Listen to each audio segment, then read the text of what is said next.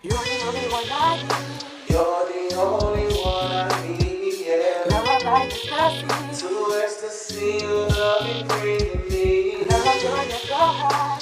Love your natural high, baby. I just love your vibe. I love your vibe, baby, yeah. Welcome back to The Depths of Love, a podcast where we explore love in all its forms and complexities.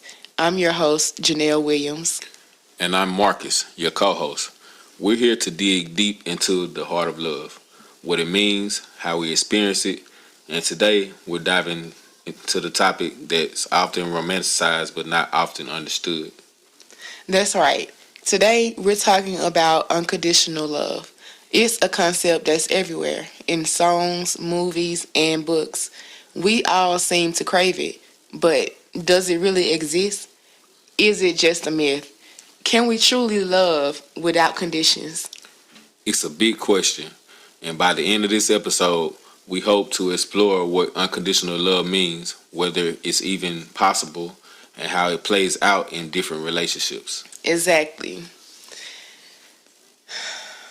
So let's jump right in and see if unconditional love is a reality or just an ideal we aspire to.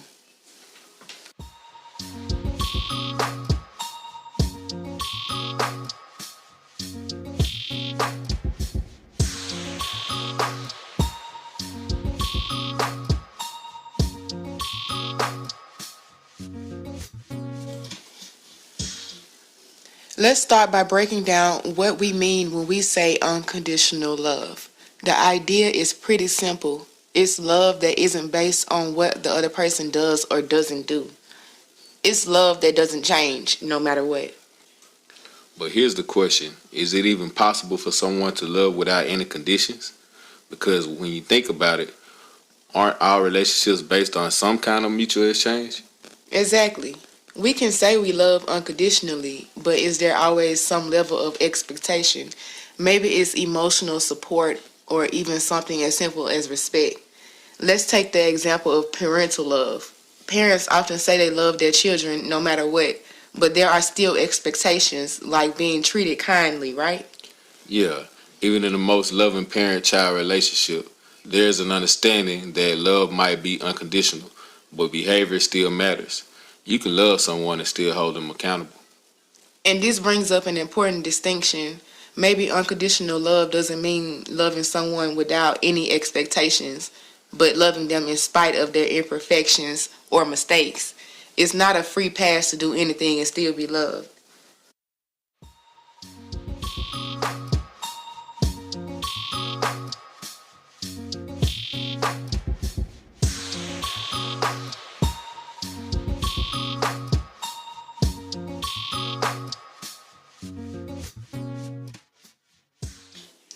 So, where did the idea of unconditional love come from? I think a lot of it comes from religious or spiritual traditions, where love is often described as pure and infinite. But do you think modern relationships really function like that? That's a great point. I think religion and culture have a huge role in shaping our idea of love.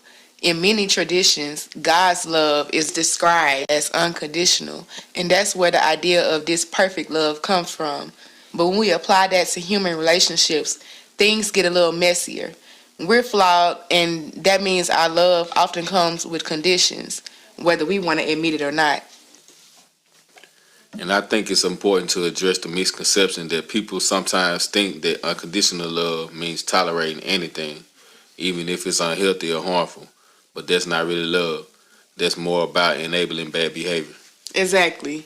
Love doesn't mean accepting everything without boundaries. Sometimes the most loving thing you can do is set limits and say, I love you, but this behavior is not okay. That's where the myth of unconditional love can get people in trouble. They think it means putting up with anything which isn't sustainable or healthy.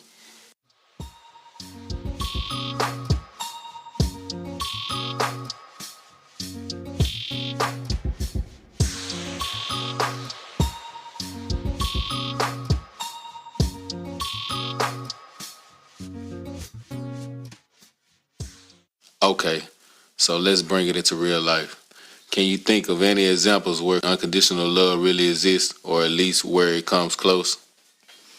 I think one of the clear examples is parental love. Of course, there are exceptions, but for the most part, parents love their children through thick and thin. They love them even when they make mistakes and even when they hurt them. It's not about approving of everything they do, but the love doesn't go away. Yeah, I can see that. But even in parent-child relationships, there's still accountability. A parent can love unconditionally but still say, you need to do better. And I think that's what people forget. Unconditional love doesn't mean unconditional acceptance of everything. True. Another example might be long-term romantic relationships where couples stick together through the hardest of times, infidelity, illness, financial hardships. Some couples find a way to love each other through it all, but even then, it takes hard work. Love doesn't just stay strong on its own. You got to keep choosing each other. And it takes growth. It's not like you're the same person you were when you first met, right? The love evolves as you do.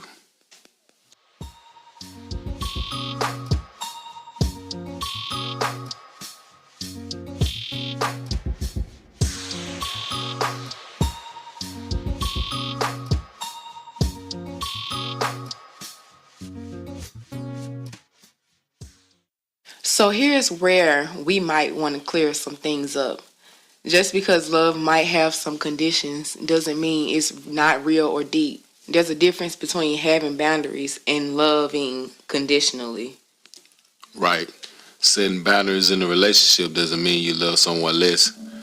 It just means you respect yourself and the other person enough to say, this is what's okay and this is what's not. I think people confuse boundaries with putting conditions on love. Exactly. A healthy relationship includes boundaries, and that doesn't make the love less powerful or meaningful. In fact, I think it can make it stronger because it's rooted in mutual respect and understanding. It's not about manipulating someone or forcing them to meet your expectations. It's about building a healthy dynamic where both people can thrive.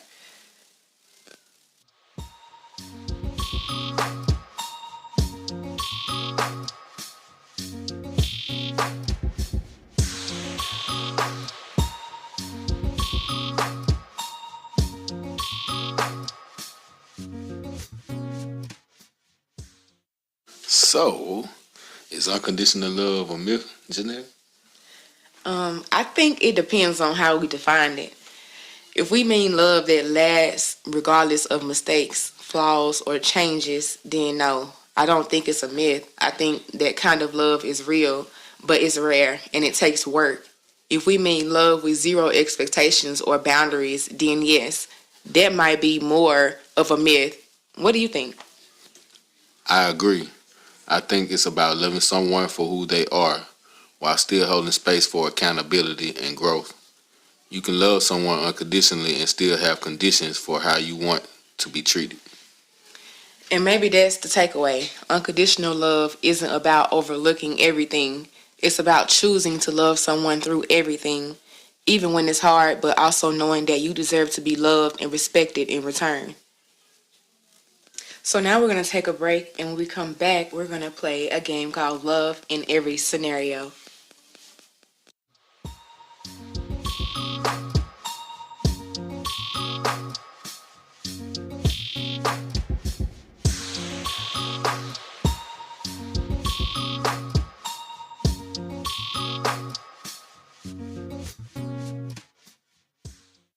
Welcome back. So this game is called Love in Every Scenario. So I'm going to give Marcus two scenarios and he's going to give me two. And we're going to respond with, well, we're going to explain how we would show unconditional love in each situation. Ready? Yeah. Okay. Scenario number one. A close friend lies to you about something important. How do you respond in unconditional love? Go to that person and, well, let me say, I would go to that person to make sure that they understand where I'm coming from when I'm telling them the situation. So that way, there won't be any he said, she said, it's directly to that person, and we solving the problem. I think that's the best way to solve those type of problems. Okay. Scenario number 2. Ready? Yeah. A family member keeps making decisions that hurt themselves and others. How do you show them unconditional love? Maybe if you can get them to see what they're doing outside of themselves, if that makes sense. You know what I'm saying? Like, see it from your perspective and everyone else's perspective. Yeah. Maybe they would give them a light of understanding, at least, that something needs to change. Yeah. You ready? Yes. You're in a heated argument with someone you care deeply about, and they insult you. How do you continue to show love? I would forgive them for the insult. Kind of depend. Yeah, I'm gonna forgive them, but I would let them know that the insult bothered me, and I would set a clear boundary. And if that boundary is crossed again, then it'll be love from a distance. Scenario 4. A person you love disappoints you or betrays your trust. How do you respond? You said someone that I love betrayed my trust. Yeah. That's tough because I do have trust issues, but it would be something that we would have to like slowly work on building back up, if that makes sense. Yeah, that makes sense. Yeah, I would have empathy and understanding for them, and I would forgive them, but definitely not forgetting. We're going to take a quick break. When we get back, we will have a poem by my lovely wife, Janelle.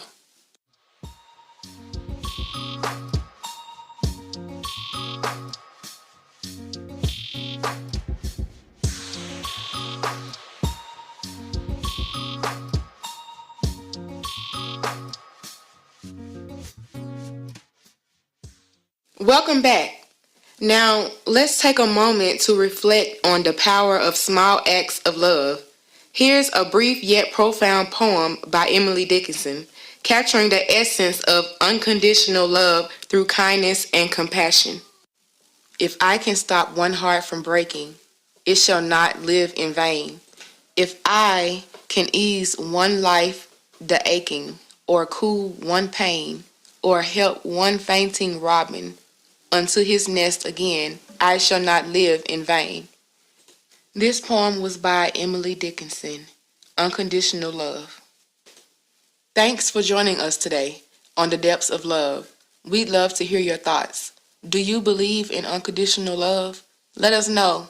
And as always, we'll be back next time with more insights into many ways love shapes our lives. See you then.